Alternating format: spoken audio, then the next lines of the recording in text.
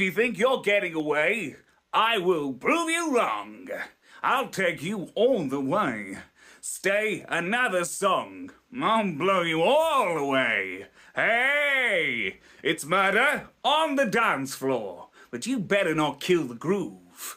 It's murder on the dance floor, but you better not steal the moves. DJ, gonna blow this goddamn house right down.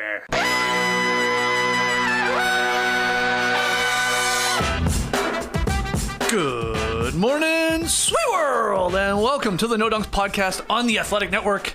It's Monday, February 26th, 2024. I'm Jay Easkeith here in the Classic Factory, and alongside me, as always, Tass Mellis. Podcast listeners to this podcast, this one's for you. Next to him, it's the bearded one, my top shot hot boy. No, he didn't hack Woj. It's Trae Kirby. Hey, yo. And last but not least, over yonder, making the magic happen, super producer. We call him JD. Hello. There he is. And here we are. Shout out to everyone joining us live on YouTube right now here on a Monday morning. Hit that like button. Make sure you subscribe. Podcast listeners, do us a favor. Leave us a 5-star rating and review. We got lots to talk about. We got our winners and losers of the NBA weekend. But we had a whole bunch of wedgies too, so let's show them to you. Started on Friday night, Devin Vassell with a little chase down block wedgie, number 40 on the season there in LA. Nice camera work. Then we had Kyrie Irving on Sunday, sticking the 3-point wedgie. Woo! Phantom cam. Yeah, nice little replay. It's always selected for that one. And then later on Sunday, Aaron Gordon with the another block wedgie on Draymond Green right at the rim there. So that's 40, 41, and 42, and look at that number. We are on pace for 62. I've never seen a number that high on wedgietracker.com. On the pace, that would definitely be the highest we've ever had in the modern wedgie era since we started tracking them. 58 was the highest in 2 of the last 3 seasons. This is a pace of 20 or 21 games where we get one. Every 20 or 21 games. It's very fast. I know that's a big math geek thing, but that's very, very fast. So that's like one a weekend, you know? Well, TK pointed out we started slow this year, too. Yeah. We went like weeks without one, and now they're just coming fast and furious. Yeah, maybe the first 2 weeks of the season so. We didn't have any. And how many did you say we had during February? 13, I believe. That's crazy. We took a week off because of the All-Star break. Right. And it's the shortest month of the year. Oh. It's like, thank God we got an extra day, though. Yeah, they're just missing shots because they had time off, I guess. Maybe they're slumping. But I almost didn't want that Draymond one because we heard the word wedgie on every other broadcast. I just wanted to brag. We started that thing. Right. Shout out to Ralph Lawler. He's the one who carried it through Clippers broadcast back in the day, but we made it happen. Now we're gonna have a record high. 58 again. Ooh, 2 of the last 3 seasons. The record. Oh gosh. Sure feels that way. Well, wedgies are hot right now, so much so that The Onion is writing articles about wedgies. Victor Wembanyama's head lodged between rim and backboard again, and a great Photoshop from The Onion. This was making the rounds on Twitter over the weekend, everybody tagging us. Should we count it? I say count it. Wasn't there a story like from Victor's amateur days, like he kicked a wedgie out of the rim at some point? Was that him? Yeah. I think it was. He needs to do it. We need to see him do it. We need a wedgie in a Spurs game and make Wemby get it out in a crazy way. Okay, well, what a weekend for wedgies. Let's get into the actual basketball. We'll start with our winners, do losers later. Tass, get us started. Who's your big winner? I'm going to start with the Milwaukee Bucks because I think this team in the Eastern Conference is the best challenger for the Celtics in the postseason. We'll get to that a little bit later on, but I'm buying the juice here. In fact, during the broadcast, during the Bucks games this weekend, Bobby Porter said, "We're back to playing Bucks basketball." And then Giannis, after the weekend, he wasn't asked about it. He just said the same thing. We're back to playing Bucks basketball. On Friday, they went into Minnesota, great team in the Western Conference, and had a great night. It started at halftime, actually. They didn't like their first half. Doc Rivers went into the locker room, pointed at the stat sheet, and said, "We've got to share the ball more." Malik Beasley has 0 shots. And in the third quarter, he shot a lot. They started sharing it. Malik Beasley had 4 threes in that third quarter. They went on a great run, 23-4 run. But really, it's the defense, because that's why they fired Adrian Griffin. They wanted their defense to turn around. That third quarter, they were awesome. 36-13 in that third quarter. 13 points to the Wolves. That's an accomplishment. They forced 6 turnovers for Minnesota in that quarter. They only had 6 makes on 23 field goal attempts. That's all they did in that third quarter. They didn't do anything at the free throw line. this defense, this is why it's starting to feel good for the Bucks. The 7th best defense since they fired Adrian Griffin. 111.8 defensive rating. That's pretty freaking good. It's starting to feel a lot better to go with their offense because in the fourth quarter in that game, it was just Dame or Giannis. And as Doc said, according to Dame after the game, he said, Doc Rivers told us, you and Giannis, y'all played together at the top. That's what they did, especially with Chris Middleton out. Giannis shot 10 free throws in the fourth quarter, no field goals, got to 33 points, and I just loved the Dame play with 10 seconds left to really seal it. Jay Crowder, his teammate, was supposed to come set the pick, but Kyle Anderson was guarding him. He didn't want Kyle Anderson to guard him after the pick. So he said, no, not you. Bees, get over here. He had Cat on him, so he went right by Cat into the mid-range, hit that shot. The Bucks won a game where Dame shot 8 of 23. Not all that good. They won a game where Jay Crowder had 2 points. Not all that good. They won a game where Karl Anthony Towns and Rudy just played huge. Rudy, 7 offensive rebounds. Karl Anthony Towns, 5 offensive rebounds.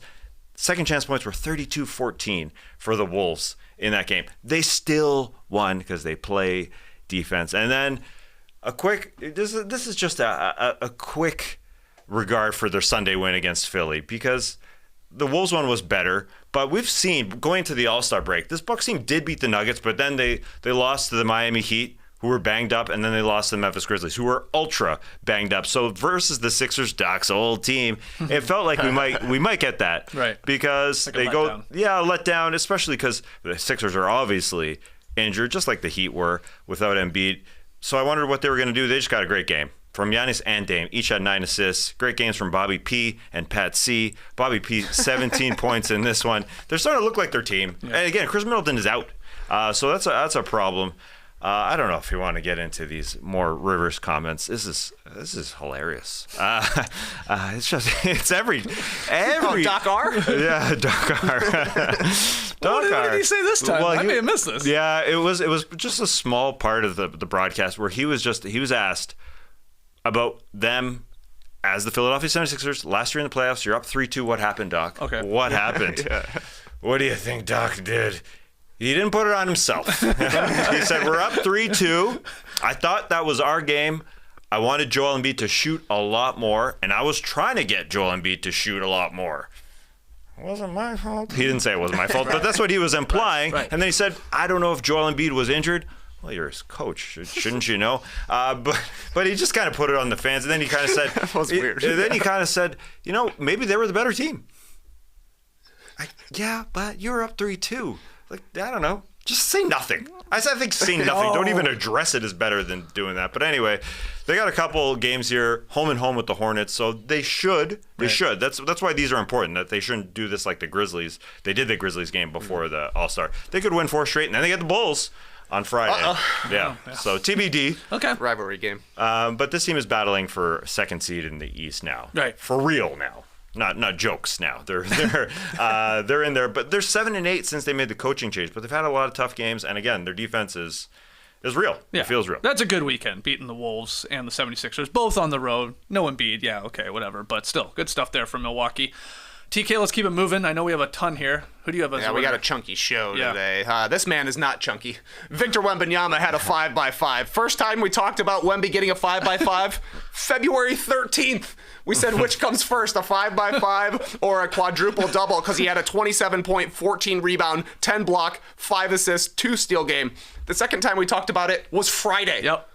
Less than a week ago, he came up 1 assist shy against the Kings, and then in his 51st career game, in less than 31 minutes, Victor Wembanyama puts up 27 points, 10 rebounds, 8 assists, 5 steals, and 5 blocks. And honestly, to me, the passing is unfair. Of course he's going to block shots. Yeah. Of course he's going to score. Of course he's going to rebound. But if this guy's diming up 8 times in a game, that is just not cool, because he's manipulating the defenses. He's finding pocket passes. He's making no looks. He's throwing deep outlet passes. These are not simple assists he's getting where he's just like, 7'5", could easily drop it over the top to guys. This is wild stuff from Wembanyama. He's the youngest ever with a 5x5. He did it in the fewest minutes ever.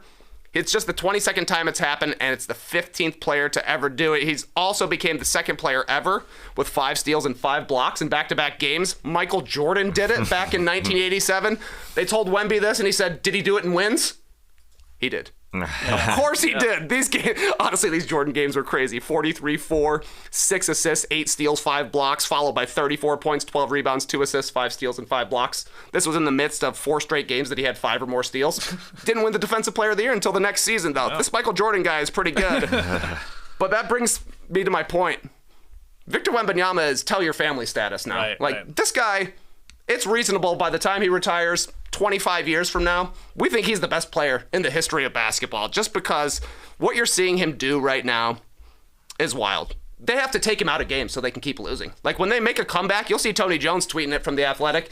Send in Zach Collins, the game's getting too close. Then they sit Wemby down, they lose, they keep the pick. Because as soon as they start building a team around Victor, and as soon as they start putting the right players around him and getting some more talent in, they're going to be a playoff team. They could be a playoff team next year, depending on who they bring in. So the questions I had was, will Victor Wembanyama get another 5x5 this season?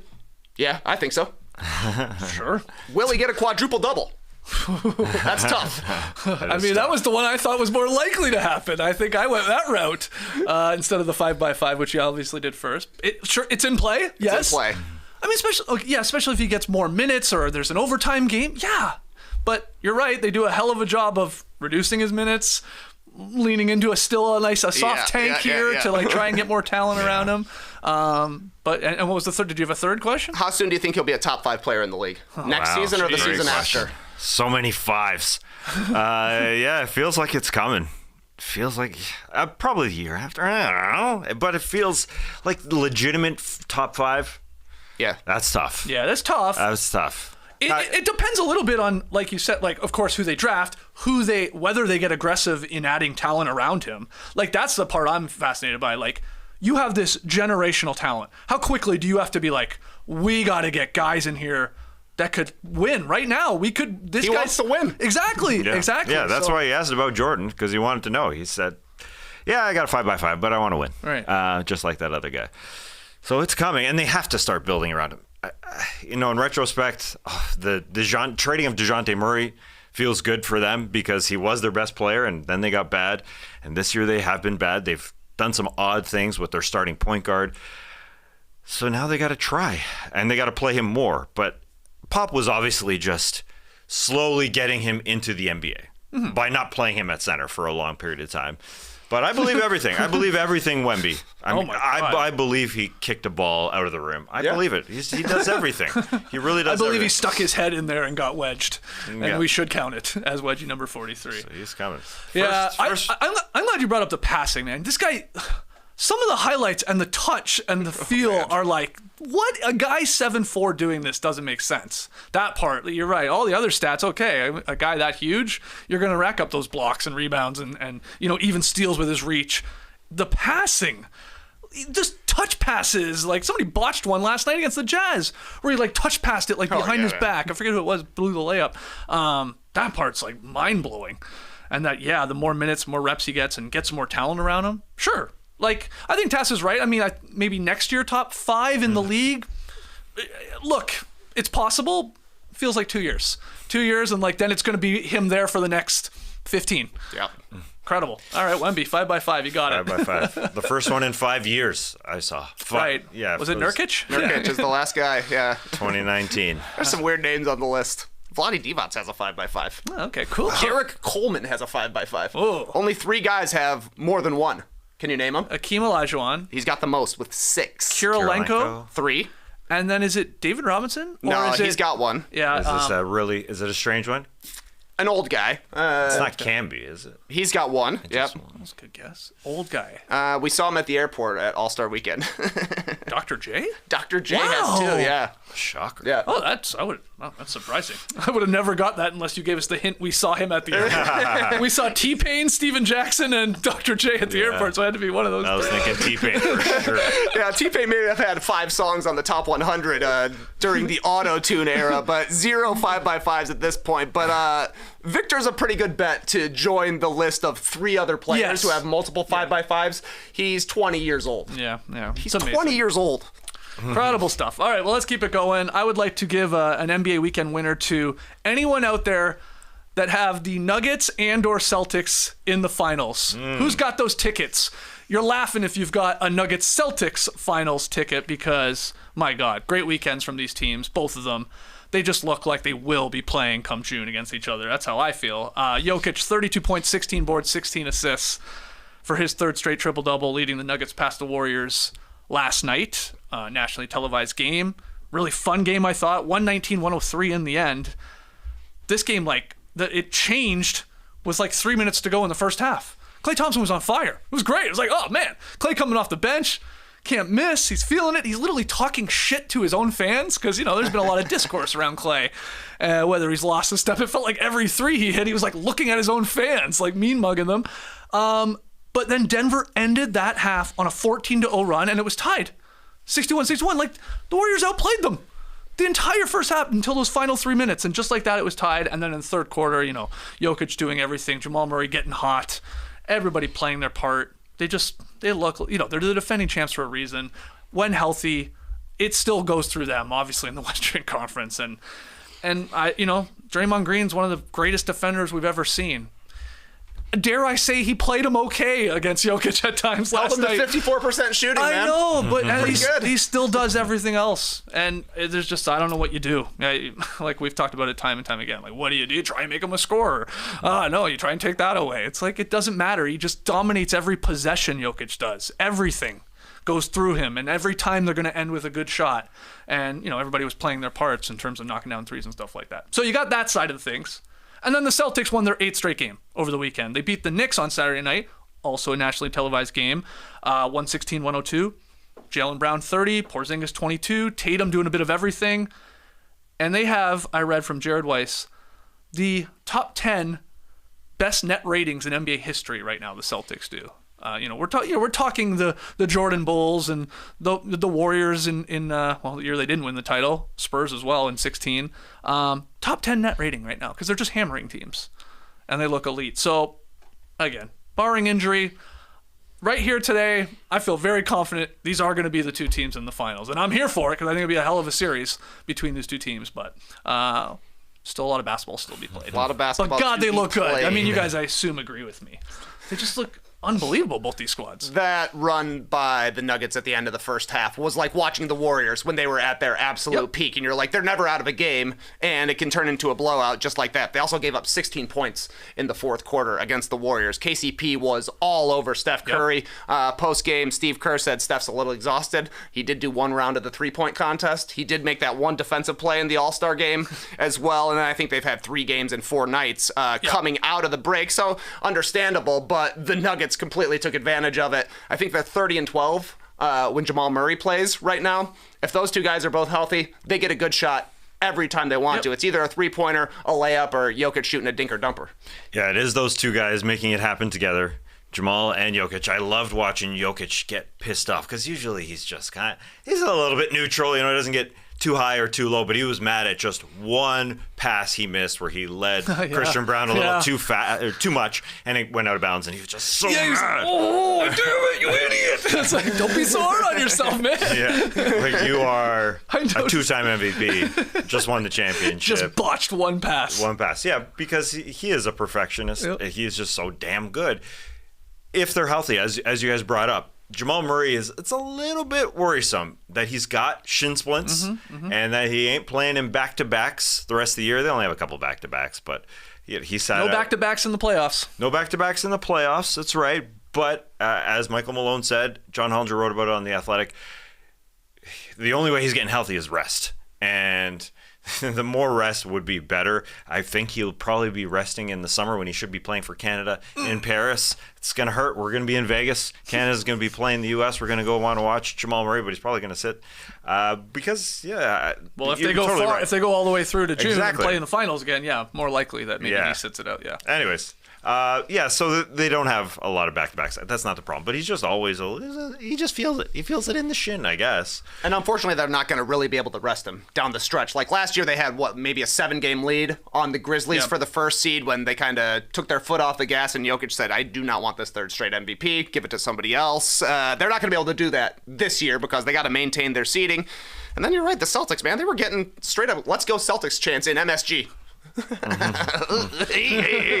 Knicks really need their forwards back, I would have to say. OG Anunoby, Julius Randle, still out. They've lost 5 of their last 6. Yeah, the Celtics are oddly sort of in the position the Nuggets were last year, where they're so clear of the number 2 seed. They're 7.5 up on Cleveland. I mean, they're at 45 wins right now. Boston is. Yeah. I'm interested to see how they play it. How Missoula does this, like with their guys. I mean, we're always talking about, like, I really do think Porzingis is the difference maker to a potential championship, or at least getting to the finals for Boston. Do you just like set this guy for a little while? Do you keep the good vibes going with everyone? How do you do it with your star players? Do you just pick your spots here and there? Because they won't really be playing for anything. Hell, even like finals home court advantage. You know, they've got a couple up on the Western Conference. So that's something to watch, just how they go about it. Because you always get into like, you know, don't mess with anything. Just keep this rolling. Be a 65-win team and go into the playoffs and kick some ass. Or do you go, no, these are sort of meaningless games if we're being honest in terms of our record. Let's find some more rest for our star guys, especially Porzingis, you know, your old guys in Horford. We'll see what they do. I don't know what the answer is. They got the Nuggets in 10 days, so that bodes well. Finals matchup. They probably got to play that one. I was looking at that. You know, later on in the year, they're probably going to have guys sitting for their Bucks game, which is pretty close to the end. But yeah, they've got the 1 seed wrapped up. Oh yeah, no doubt. All right, let's go another round here. Tas Melis, another winner. Yeah, I'll stick to the up high in the Western Conference standings. I'm interested in this matchup because the Kings and the Clippers, they match up pretty well. I'd love to see them in the postseason because the Clippers, I worry about them against big teams, but the Kings, you can't go small against them because they're just so damn good. They go into LA and they played freaking well. De'Aaron Fox played really, really well against James Harden specifically. He got really aggressive on him. Got into a passing lane for a steal in the first quarter, got a deflection in the third quarter. He almost played James Harden a little too aggressively at times because he had to recover, but that's fine because he can recover because he is pretty quick. He had a great time playing against James Harden. He got aggressive in that fourth quarter. He had a great steal and then a score at the other end. 33 points for him. Domantas Sabonis had 2 butt plays in this one, straight from his butt. If you guys saw that assist, it was a beauty. Fell at the free throw line, but still found somebody underneath. Great zoomer. And then he had another one to the 3-point line where the shot was missed. So it wasn't an assist, but still. A highlight that wasn't. A good call. Butt to butt. I think that was a great performance. And for him, this is a good team for him to match up against because he doesn't defend the rim all that well. That's if he's got a weakness, it's that one. But man, this guy, the rebounding leader in the NBA, he was getting it after it on the boards. 7 offensive, 8 defensive, so 15 boards in all, 17 points, 12 assists. It's a Jokic type line. Great for him, but it was just a fun game. Daniel Tice had a huge block. The Clippers were really trying to run it up against the Kings as well. They didn't have Paul George, so that was an issue. But for the Kings to go into LA, and win that thing, it's great stuff. And it was great watching on ESPN. A lot of nationally televised games here. Yeah, this 4 weekend. on yesterday alone. Yeah, that's a ton. So hearing Bob Myers, former front office of the Golden State Warriors, he said the Intuit Dome. He gave us get a little bit of taste of the Clippers' next stadium. He said it's gonna feel like the fans are right on you, kind of like when you're in Utah. It's gonna be really steep. That's good stuff. The wall. Good stuff. And we will talk about wall. the new Clippers uniforms and logos and sort of rebranding. We'll do that on tomorrow's show because we got too much in this one. The elements came in too late. Yeah, they launched it at like 9 o'clock. They said, okay, Zach Lowe, go. Okay, let's let it go. West Coast team, man. Yeah, exactly. West Coast Respectful. team. Good call, yeah. West Coast team, that's a good call. Because usually they go real early for algorithms. We're going 6:30 a.m. Eastern, but Didn't come out to about 9, did it? No, it did not. But the Clippers and Kings would match up right now in the postseason, the 4-5 matchup. That would be great. All right, that would be great. But the Kings, starting to feel like Careful. Be careful. No, I don't want to go too hot. But No, I'm just joking. If you start talking good about the Kings and they lay a for dud. Sure. Yeah, but the West is, I just hesitate because the West is just so damn tough. Yeah. As Trae was just saying about the Nuggets. I mean, the Nuggets want to rise, and they're just a third place team. They're just a third place team because the West is so damn tough. Yeah, but Sacramento, I mean, because there's so many good teams. They are the most overlooked good team in the Western Conference. They're 10-5 in their last 15 with wins over Denver twice, Dallas, the Clippers, and the Warriors. So they're beating some of these good, talented teams. But then the problem with them is they have some stinkers too, and that's why I get excited about them, and then they sort of let me down always. But they're going to be a fun first round matchup, whoever they play against, and I think they could advance against the right team, but my gut says it's like another like sort of heartbreaking type of 7-game loss. I don't know why that could be in the cards again for Sacramento. Yeah, I kind of feel the same way, and I even kind of feel like their win yesterday, though a good win, is a little bit fluky because the Kings give up a ton of three-pointers, and the Clippers are a great three-point shooting team, but somehow they only made 8 out of 27 and got outshot by the Kings. So, a good run for the Clippers, but I think this is the first time they've lost back-to-back games since December, is what it was. But you're right. The Kings and the Pelicans, 5 and 6 right now, they're just good. Sorry, you're just good, and you don't have any Hall of Famers, so it doesn't come up all that often. That's true. All right, TK, who do you have for another winner? Oh, my sweet pea, Paolo Banchero getting a winner of the weekend for me. He had a game winner Saturday against Detroit. Not the sexiest game winner. No, he probably got away with a little travel. Not according to the last 2-minute report. They said correct non-call. But it did look weird because he steps off his left foot, lands in a jump stop with both of his feet, and then his right foot slides back. It's because he's going backwards that it looks so weird. If he was going forward for a layup, like you jump off your one foot, you land on two, it's all good. So I thought they got the call right, unlike when he hit a game winner against the Bulls, and he did travel. Oh. And the last 2-minute report did confirm it. Nonetheless, it worked. It went in. It was about a 3 on the aesthetic scale, I thought. Also got the foul on Jalen Duren and made the free throw, which was important because a couple of possessions earlier, he went to the line, shot a couple after maybe being gifted a trip to the line, missed both of them, but I really loved his post-game interview. Could not stop saying the F word. I think he said it 3 times. Could not stop crying. Yeah. And he just credited his teammates the whole time because this was not a great Banchero game. I think he went 5 for 17. Franz Wagner was really the guy down the stretch, and then like I mentioned, he missed those 2 free throws with 17 seconds left, but great shot from Banchero. I just like watching this guy play. It was a major moment this weekend. Yeah. He's crying out of happiness? I didn't see the interview. Yeah. Oh, wow. Yeah. I mean, it sucks. I was excited for the Magic this weekend until they, then they go to Atlanta and they lose to Atlanta. No Paolo. Yeah, no Paolo. That's right. Yeah. That's right. So a little different there. But, last week I remember they had a big win. Was it right? I guess it was right when we came back from the All-Star break. And I was reading quotes from Mo Wagner. That was the Wagner game where they both played well. Yes. But they were talking up about how they're obviously the home stretch here and they want to get into the postseason. And it dawned on me, it's we talk about a lot of these other teams, obviously the Thunder come to mind being a young team and a couple other squads where we're yeah, get that team in there. Get that guy some playoff reps and stuff like that. It's sort of forgotten about Paolo specifically and the Magic.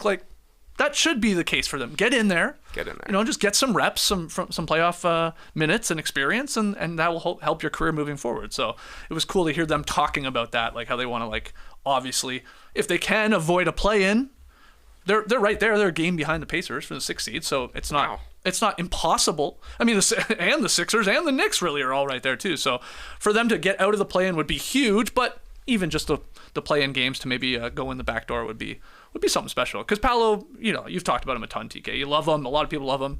He's a future superstar for sure. Right after Cade's tying shot in that game, good to see the Orlando beat a really tough team in the Detroit Pistons. Yeah, I said it. The Pistons look better. I'm enjoying Cade Cunningham in the last couple months. He's really, really improved. It's changed the game. 22 points, 4 boards, 7 assists per game, 50% in the effective field goal percentage. The numbers are actually pretty similar to Paolo Banchero, in all honesty. They're very, very similar. He's balling. He's balling really well, and yeah, he hit a shot. It was a tough layup, something you don't really think of with Cade taking it to the hoop.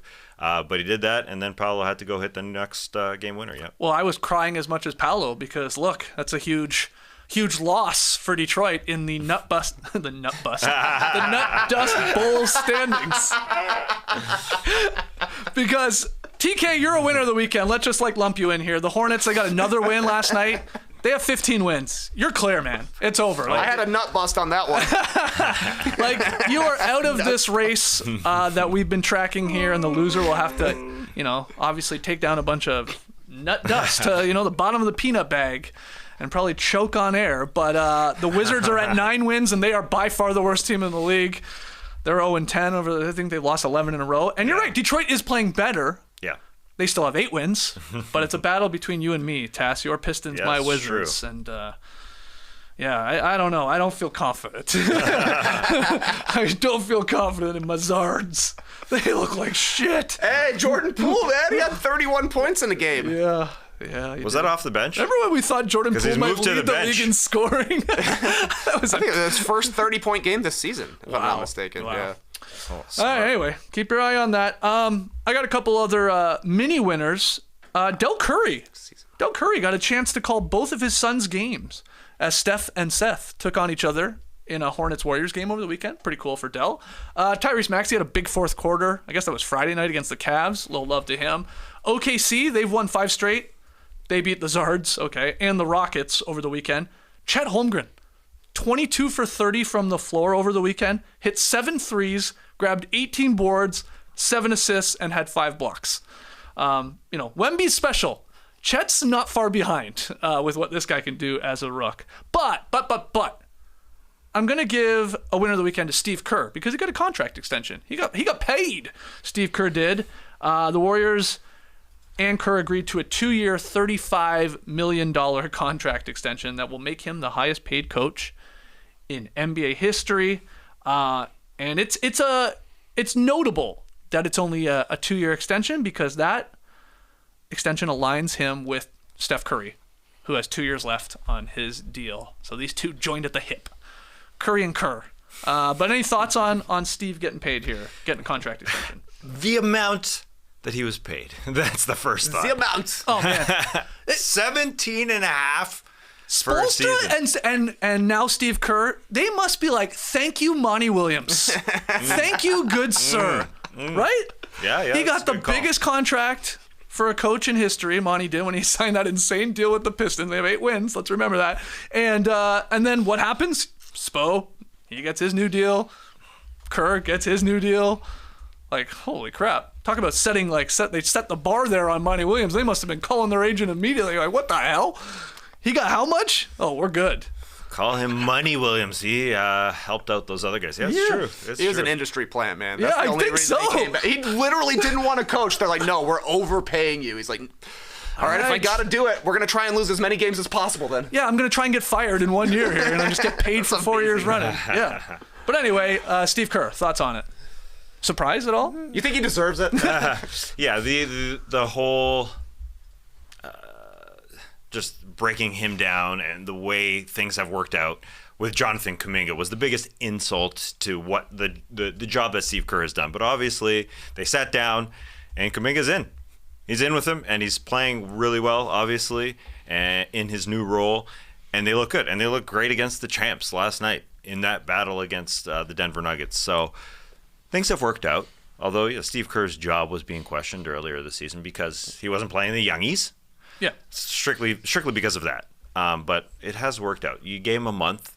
Kuminga here in 2.5 years into his NBA career, looks great. So I guess Kerr was good. I guess Kerr was right. As we questioned it all.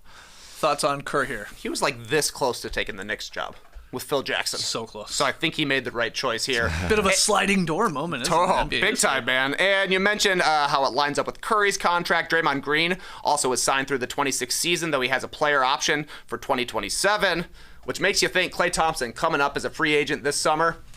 I'm thinking a 2-year deal for Klay Thompson. He's already said that he would probably take a little less money to stick around, and clearly the Warriors core wants to stay together, so I would imagine that we're looking at 2. I don't know, what do you say, 2 for $60 million for Klay? 30 mil a season? Something like that? I don't know. Yeah, Could be. possibly. Marcus Thompson II at The Athletic, great Warriors writer, he wrote, "The Warriors front office hasn't always felt so certain about Kerr. His handling of young players has frustrated a few people above him. Perhaps that's why the Warriors are fine linking him to Steph Curry's contract, because if Curry hangs it up at the end of his deal, the Warriors might prefer starting a new era with a new coach." And again, Thompson noting that, I love how he put this, this is maybe the Warriors' proverbial Last Dance, which has 3 songs, because they're going to have 3 postseasons here, right? Maybe. Last season was the Last Dance. Well, I know. If they get in this one, they got to get in. Is something to remember, and then maybe 2 more years here with the idea being Kerr and Curry as like the backbones of the organization still. Well, they need to beef up their team. Yeah. Because their team right now is not good enough to compete for a championship. I think they are 3-15 this season against teams that have a 50-win pace. They cannot beat the Nuggets, and Jokic ain't going anywhere. Right. So it's going to be a big season for the Warriors. They know that they've got all of the top people around. Klay Thompson will obviously be a question mark. Kuminga has been good, but they need to do something to go to the next level, because this team right now is maybe a conference finals contender, but they don't feel like a championship contender at this moment. All right, those are our NBA weekend winners. Obviously, a lot still out there. Let us know in the comments, both live on YouTube, after the show. Tweet at us at NoDunksInc. We're going to take a quick break, very quick break here today, and when we come back, NBA weekend losers. I recently got to travel for the NBA All-Star Game, and that's part of everything I do for my fam. Adventures and eating at restaurants. We did that. Those are the fun times for the family. I'm still thinking about that heavy horseradish, spicy shrimp we had. I can still taste it. It's still within the roof of my mouth. The things we built our future for are the things worth protecting. Making an estate plan now means gaining security of your assets and peace of mind for you and your loved ones. With Trust and Will, you can create and manage a custom estate plan starting at just $199. Having peace of mind that your assets and wishes are secure is just as tasty as that shrimp. Trust and Will's website is simple and the process is straightforward. I'm mainly thinking about food. A will is always the last thing on my mind, but we all need one. You can secure your assets and protect your loved ones with Trust and Will. Trust and Will is used by hundreds of thousands of families and counting. Get 10% off plus free shipping of your estate plan documents by visiting trustandwill.com/nodunks. That's 10% off and free shipping at trustandwill.com/nodunks. All right, I told you it was quick. Here we are still in the Classic Factory. We've done NBA weekend winners. Let's do the losers. Tess, who's at the top of your list? Well, Trae Young, unfortunately, because he's injured. He got injured in Friday's game against the Toronto Raptors. You could see it taped up, 2 fingers together in the second half, played through it, and then he was questionable for the Sunday game against Orlando Magic, and then they finally said, oh, gosh, this guy's got to have surgery. Unfortunately, he's got a tear of the radial collateral ligament. Had to look that up and go through that. Oh, yeah, it's the ligament in the pinky of his left hand, and it's such a big problem for him. He's got to go have surgery. Like, he could play through it, but it is going to be a problem with his left hand. So he's going to New York to have surgery, and he's going to be reevaluated in 4 weeks. Doesn't mean he'll be back in 4 weeks. So that's a long time for the Atlanta Hawks. He's going to miss more than half their games, at least, left in the regular season. Now everybody is saying, oh, yeah, did you see them win? Did you see them win against Orlando on Sunday? I did. Yeah. That's what's going to happen. 31 assists on 41 makes. Yes, with no Paolo Banchero on the other side. Orlando's a good defensive team. Watch the Hawks here. Here we go. 3-3 right now without Trae Young. Over the couple of years, they were like 3-10 though, 3-9. They'll play 500. Maybe. That's just what the Hawks do. Yeah. So they're like 500 over the past 18 years. Yeah. Yes, this is the mid team. Yeah, where they are truly a 500 team. What was the stat? It was like literally like 750. 750 and 750. Yeah. Over their last 1,500 games. I think they went 500 over the weekend, right? Yes. Obviously, if Banchero plays, they probably lose that game. But yeah, they did play better. I always want to think that the Hawks are going to get it together late in the season. But to think that they're worse, or the better, I should say, without Trae Young, that ain't right. They need Trae to feel it out. Now, it's great to see Kobe Buffkin play his first minutes as an actual backup point guard. He looked good out there. A block and a steal out there. He gets after it defensively. He's pretty big for a backup point guard at 6'4", 6'5".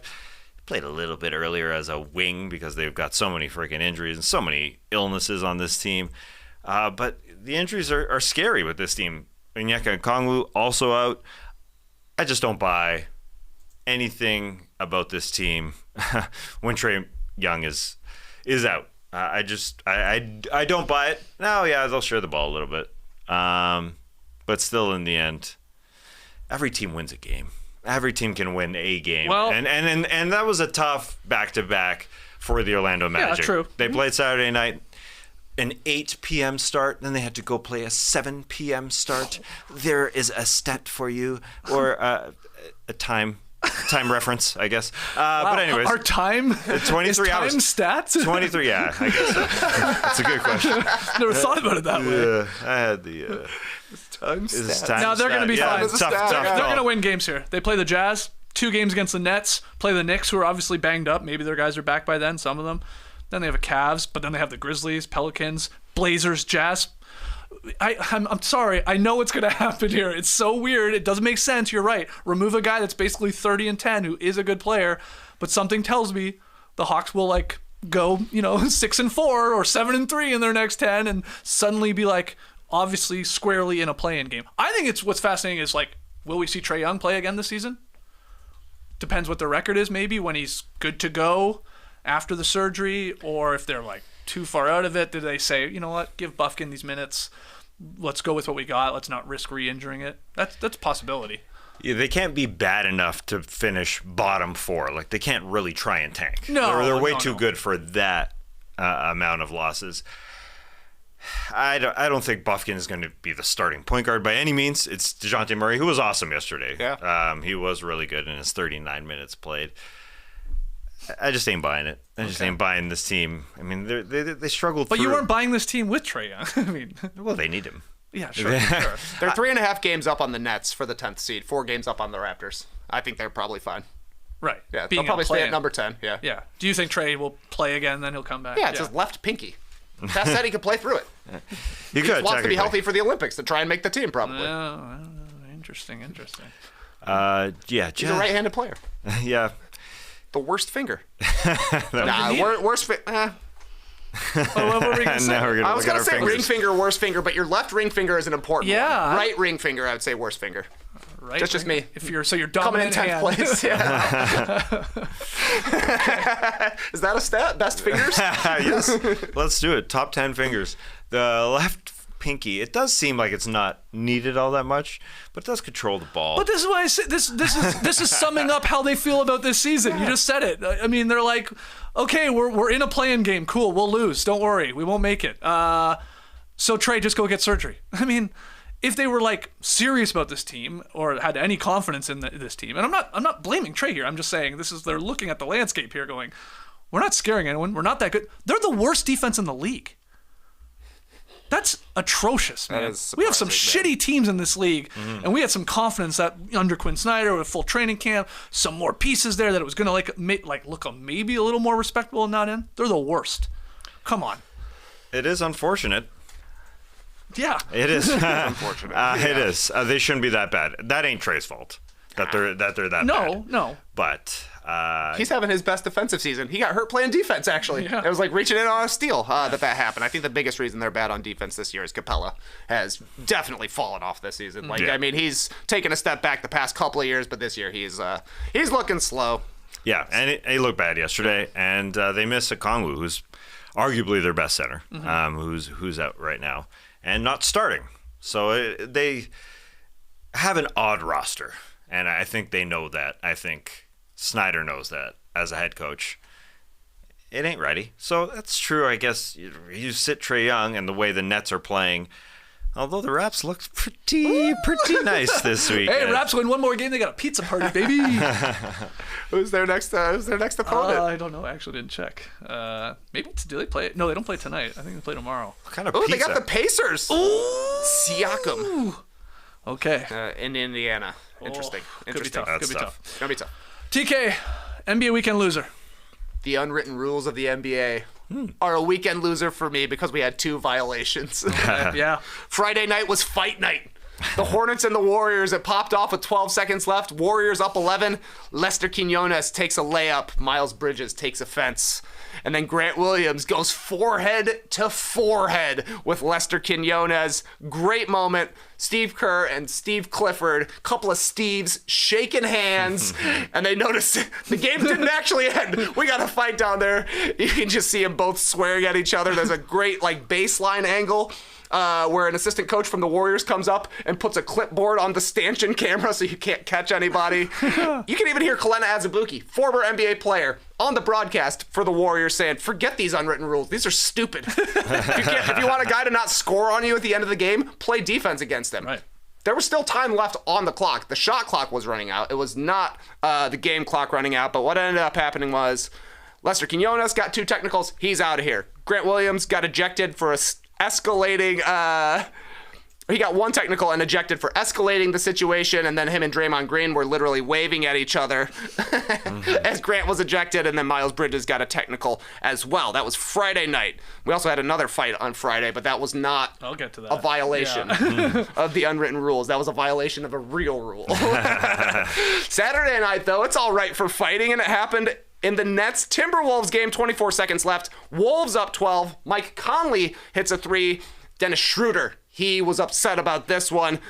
Jaden McDaniels steps in. Conley's just like, what, man? It's like, big deal. I just shot a 3. There was time left on the shot clock and on the game clock. Nobody backs up Schroeder on this one because Mike Conley is a 4-time Sportsmanship Award winner, has never got a technical in his career, and it was getting close on this one. They could have easily given him a double tech, had him offset. What ended up happening, 4 offsetting techs for just like random dudes on the Nets and the Timberwolves, including Dorian Finney-Smith got one as well. Schroeder got one. Who else on the Timberwolves? McDaniels. I don't know who the other guy was. It didn't matter. But was over. After they announced it, the Timberwolves in-arena staff played Taylor Swift. I knew you were trouble when you walked in. There was like a perfect shot of Dennis Schroeder. Yeah. Very, very funny to me. But these things are dumb. Like literally, you got to agree with Kalena. If you don't want somebody to shoot the ball at the end, play until the end of the clock. It's that easy, you know? It's just the shot clock. Yeah. And I thought it was kind of indicative that nobody on the Nets had Dennis Schroeder's back. Yeah. You can tell the different directions teams like the Hornets and the Nets are going, right? Like the Hornets are locked in. We're all fighting together. We don't like this. The Nets are like, what are you doing, man? Let's just end the season. Yeah, exactly. Yeah, exactly. It's yucky because they just fired Jacques Vaughn, and they go get Dennis Schroeder, who's known to be a feisty fella. Sure. At times he gets into it. So I think the Nets teammates knew that. It is unfortunate with the Warriors. Lester Quinones just called for the ball. He's a rook. He just wants to score. The time is just running up in the shot clock, but he has to shoot or something. So I don't know why Miles Bridges goes and gets into his face. I mean, this only ever happens because a team is embarrassed that they lost the game and they're pissed off. The Hornets, for example, scored 29 points in the first half of that game. Like they couldn't score at all. They're just having a bad night. Brutal, and this is what happens at the end of the game. I'm not agreeing with it because you're right. It's so silly, but that's all that's happening. They're just like, I'm angry with how this game has gone. I'm angry how I've played, that you've beaten us, and now how dare you take one more extra shot? And then then we get into pushing and yelling, and hence all the techs in both of these cases. But 97-84, what a battle. What a battle in that Charlotte Golden State game. Yeah, exactly. All right, well, let's get to the other loser of the weekend, the Pelicans. And it had to do with that fight that happened on the weekend. But I would say overall, brutal weekend for the New Orleans Pelicans. They lost 2 games to the Heat and the Bulls. They lost 2 players to suspension in that fight with Miami on Friday night. They lost C.J. McCollum to a sprained left ankle in that same game on Friday night. And they lost 2 spots in the West standings, dropping to 7th. Now there's some, ties there, but they are tied with the Suns, and they dropped to 7th because of a tiebreaker. Not a good weekend for the Pels there. And love to get your thoughts on the fight that went down there on Friday. It was an incident that began when Kevin Love, he committed a foul on Zion Williamson. He tried to do the old wrap him up. Yeah. And I thought Zion started this whole thing by flopping to the floor. Kevin was fouling him. It was called. Again, he was just doing the bear hug. And I think Zion was maybe just trying to sell it a little bit more or whatever. And he really just dropped to the floor. And that's when everybody started engaging. It was Jimmy Butler. It was Najee Marshall. Physical altercation there. So I guess, was it Marshall that had his hand very quickly on Jimmy's neck? Yeah. And then we had Alvarado and Thomas Bryant. They started fighting. Jovic got a game because he came off the bench. There were some suspensions for some of these guys. Butler and Najee got 1. The other guys that left the bench and started fighting, Alvarado, Bryant, they got 3. Jovic got 1 as well. I don't think he didn't really fight, but he got in there, leaving the bench. But anyway, thoughts on the Pels weekend and just this fight. Overall, I will say that I'm glad that it wasn't a real fight. Because we don't really see... This was a real fight for the NBA. Yeah. The biggest fight of the weekend. Yeah. Definitely the biggest fight of the weekend. Hand on throat, punches thrown. There's no hockey fight. You see that one? No, I didn't see it. We'll calling it a fight of the year. I don't know who these guys were, by the way. They threw haymakers for like a minute. It was awesome. Was it Ulf Samuelsson? No, it was the Rangers versus Ulf Samuelsson. I think he was a Ranger, man. Anyway, it was the fight of the year, they're saying. Yeah. But that was a real fight. Yeah! Drop the gloves, let's go! Of the year. Always crazy hockey guys just banging into each other, like throwing fists on their helmets. They don't give a shit, these guys, man. It's great. Yeah, have you seen Austin Matthews? That guy's scoring. Oh, okay. A lot. Oh, yeah. He's going to get to 70 pucks into the mesh. What is he, Brett Hull? Basically. Yeah. First 70 goal scorer in years since Timu and McGillney. It's been a long time. He's going to do it, man. He is going to do it. But that's why I liked it. Because there were no knuckles thrown. Yeah. It wasn't a fight.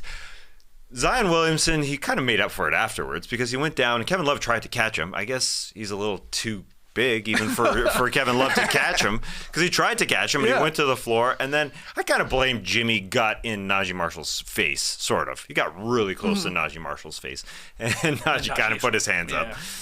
So that's it. That's the extent of it. That's great. I thought Najee Marshall was the escalator in this one, personally. He flew in to back up his guy, fair enough. Yeah. And then Jimmy was trying to, calm things down, and then he pushed Jimmy, and then Jimmy was like, it's on, it's baby. on. It's on. But it was very funny that, we got all these suspensions from this one, and then post-game, like you're saying, Zion's like, he actually protected me on my fall.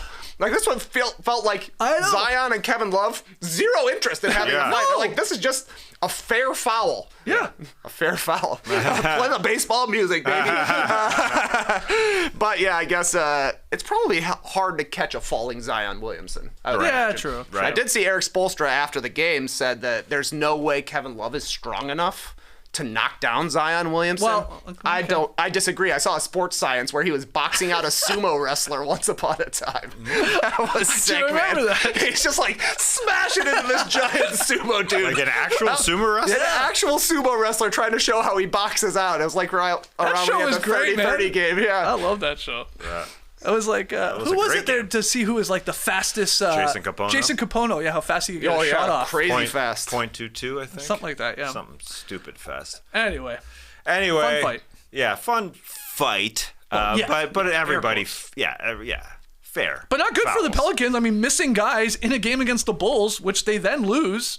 It was a close game. In fact, it was a very close game. DeRozan got a rebound and pulled it out, sort of squared up on Jonas and popped a 3 in his eye to put the Bulls up 5 on Sunday, and they held on to win that one. But, the CJ injury, missing guys, and again, the Pelicans, this is going to be one of these things, every loss and every win matters in the standings when it comes to tiebreakers and where you are with these other teams. So to fall a couple spots, just losing these 2 games and after the fight, just a bad weekend. Loser of the weekend.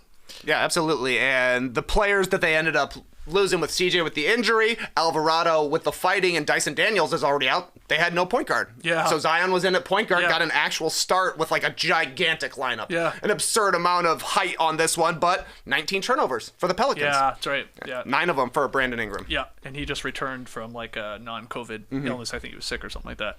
All right, well, there it is. Our losers of the weekend. Tell us who we missed. But let's get to Tweet of the Night. Tweet of the night. Wow. Twitter. Okay, so this tweet was from Friday night, and I'll be honest, it's one of my favorite clips of the year. The tweet comes from Sportsnet. Elvin Williams and Matt Devlin got interrupted by a marching band during pregame in Atlanta, and you have to watch and listen to the video. Science behind executing we got a the fast break. We got the whole band. We're in the middle of the band. Got the, Let's go, Westlake. Yeah, Westlake. We're about ready to go. Watch out. Here comes the tuba. As a point guard in this league, I'll take him on my team.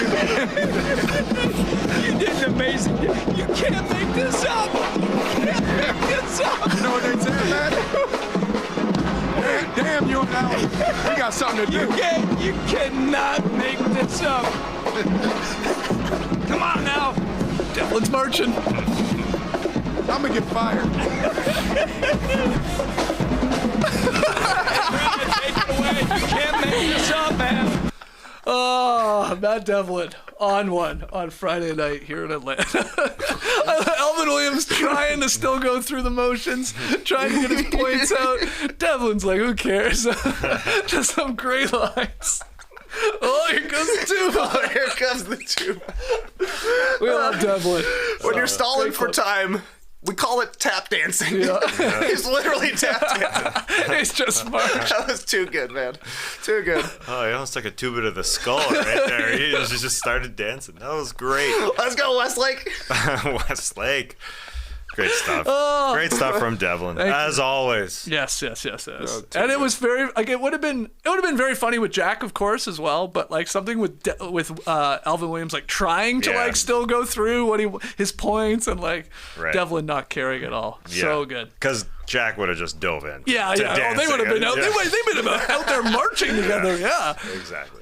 So thanks to Sportsnet, thanks to Alvin Williams and Devlin for one of my favorite videos of the season so far. Yeah, I like how serious he was. It's like when he got a little serious with our man Randy Urban earlier in the season. He got very serious. Alvin Williams specifically. Yeah, I noticed that. Randy was joking, but Alvin wasn't in the mood. No. It was so good. Alvin Williams. Serious man. All right, let's call it. Makes shots for the Toronto Raptors. That's right. The Raptors legend, baby. Okay, we got to call it there. Fun Monday podcast. Hopefully a classic, but you tell us. Leave us a 5-star rating and review wherever you download and listen to your pods. And hey, hit the like button. Subscribe. We're very close to 100,000. It could happen within days here. The way the subscriptions keep going up and up and up. So thank you to everybody subscribing on YouTube. 4 games on tonight. I misspoke. The Raptors do play tonight. Pizza party on the line. Woo! In Indiana. That one's on NBA TV. We got Pistons, Knicks. Okay. We got Nets, Grizzlies. Yay. And we got Heat, Kings. Not bad. It's a light night in the association. So, maybe we'll hit the beach tomorrow.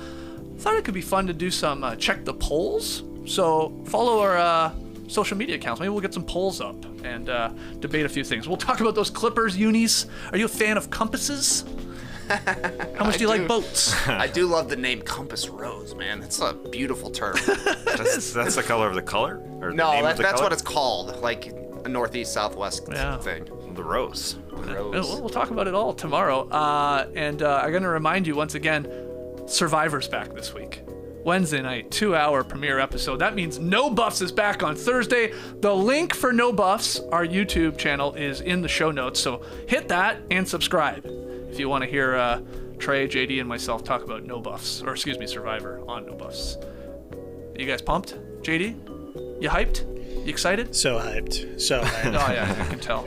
I haven't listened or watched or anything. I'm going in completely blind. I've seen a photo of the cast. But okay. like a big photo, so I'm like, I'm like, you can't tell and I thought about like doing a deep dive, but let's just meet them on the island, right? Exactly. That's how the people consume the show. Like just the average normie out there. So, Survivor's on. I'm gonna watch it. That's how we're gonna tackle it. Our Survivor friend Rob Cesternino though just had Jeff Probst on RHAP. Yeah. Their 5,000th episode for Rob. Well, he does like 5 a day. I know. Yeah. But I caught me by surprise. I had to say, I once was on this show going, no one's ever done more podcasts than I have. But I think he has.